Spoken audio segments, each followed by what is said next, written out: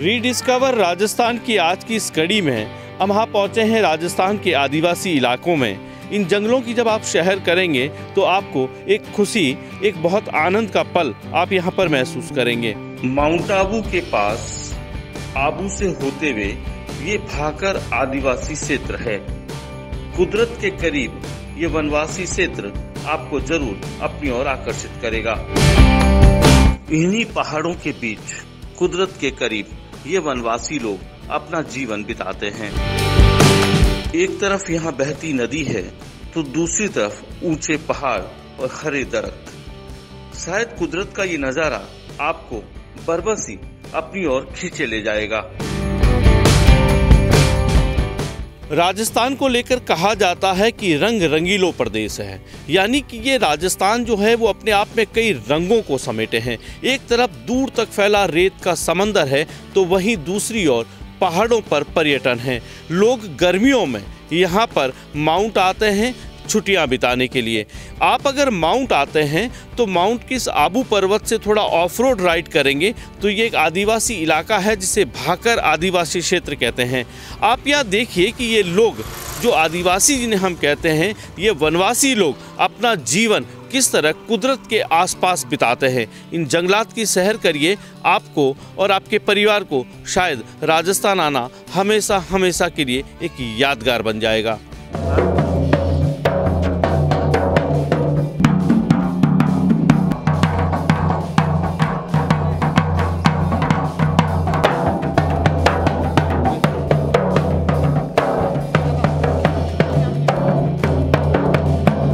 अभी होली का मौसम है और होली को ढोल नगाड़ों के साथ अपने इस आदिवासी परंपरागत नृत्यों के साथ ये लोग पूरी रात झूमते हैं। देखिए, आज के दौर में कम्युनिकेशंस के अपनी बात को रखने के कई जरिए हैं, लेकिन एक वो दौर था जब ये सब नहीं था तो ये लोग अपनी बातों का आदान प्रदान कैसे करते थे, उसका सबसे बड़ा जरिया ये ढोल था। इन पहाड़ों पर ये खड़े होकर अगर इनके कबीले पे किसी तरह का कोई खतरा है तो ये ढोल बजाकर अपने आसपास के लोगों को सुरक्षा के लिए इकट्ठा करते थे।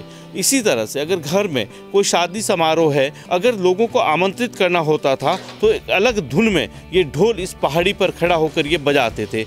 होली का मौका है, इस वक्त ये जो ढोल बज रहा है ये मस्ती के रंग में है, रंगों का स्वागत ये लोग कर रहे हैं।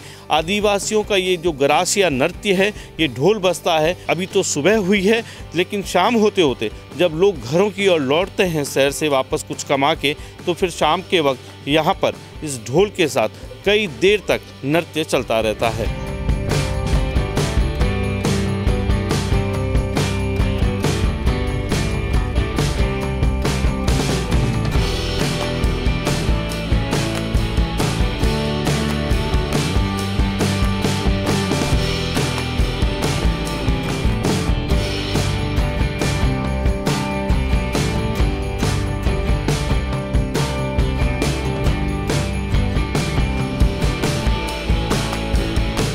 स्कूल चले हम के नारे इन जब वनवासी इलाकों में आते हैं तो कहीं कहीं जमींदोज होते नजर आते हैं। ये निचलागढ़ क्षेत्र है, राशन की दुकान है।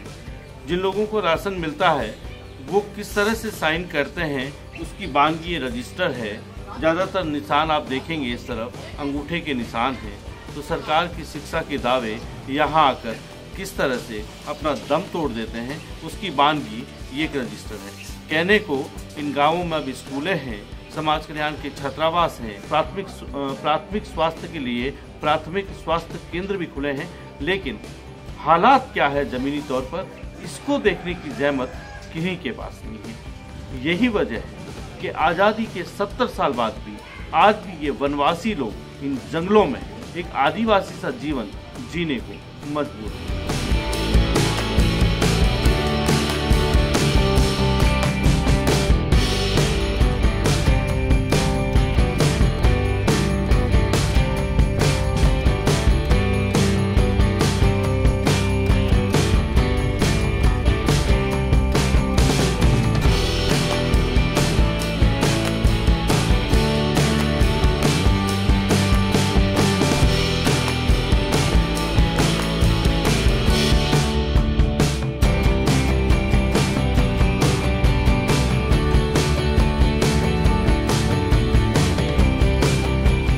इन्हीं जंगलों से होने वाली लकड़ियों से ये लोग पहाड़ी पर अपना घर बनाते हैं।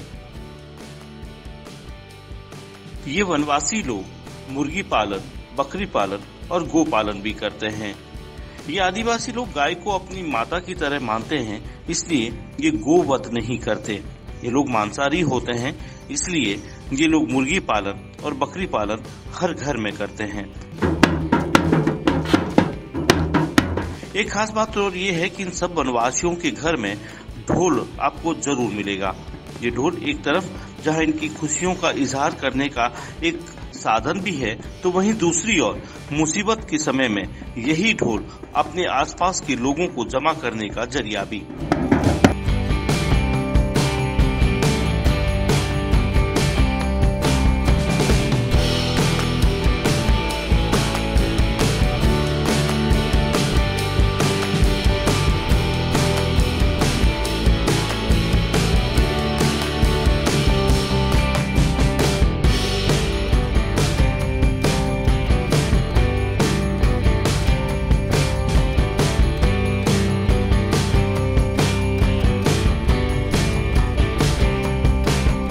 देखिए, इन वनवासियों का अपना एक जीवन विज्ञान है।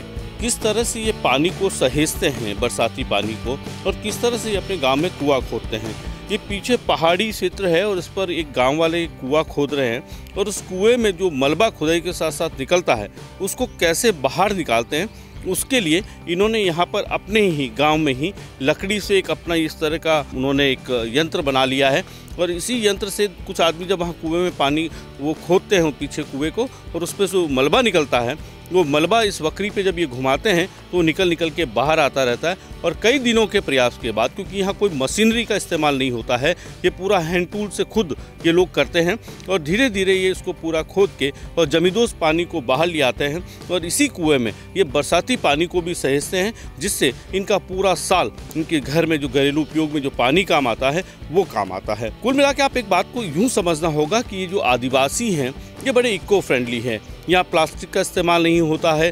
गांव में भोज हो, कहीं पर किसी की शादी हो, तो ये लोग इन्हीं गांवों में, इन्हीं जंगलों में लगने वाले पत्तों से अपनी प्लेट, दोना पत्तल बनाते हैं, उसी में भोजन करते हैं, और भोजन के बाद उस पत्ते को वापस खोद के ज़मीन में डाल देते हैं, ताकि वक्त के साथ साथ वो पत्ता फिर खाद बन जाए और इनकी खेती में काम आ जाए।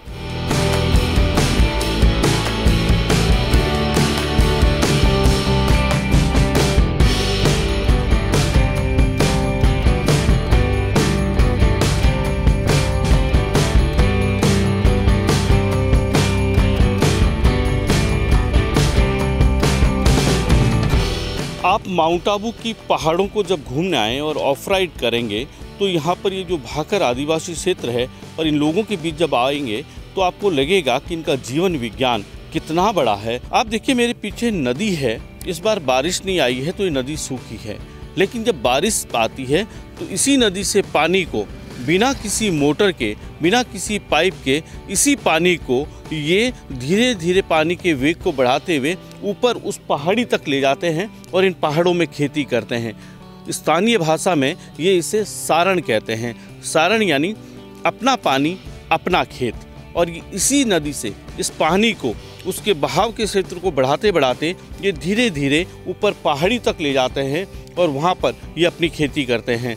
ये इस बार बारिश नहीं होने की वजह से इस पूरे भाकर आदिवासी क्षेत्र में जहाँ से ये नदी निकलती है, इस वक्त ये बिल्कुल सूखी पड़ी है, खाली नदी है। इसलिए कह सकते हैं कि इस बार इनके लिए ये अकाल का मौसम है।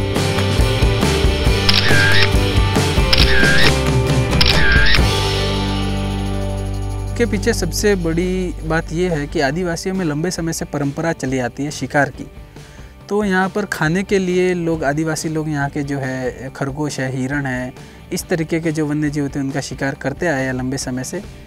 और इस कारण, यही कारण है कि यहाँ पर आज की तारीख में हमें इस तरीके के वन्य जीव देखने को नहीं मिलते। दूसरी चीज़ होती है यहाँ पर पाए जाने वाले परभक्षी, जिनमें तेंदुए है, जरक है, इस तरीके के बड़े वन्य जीव आते हैं।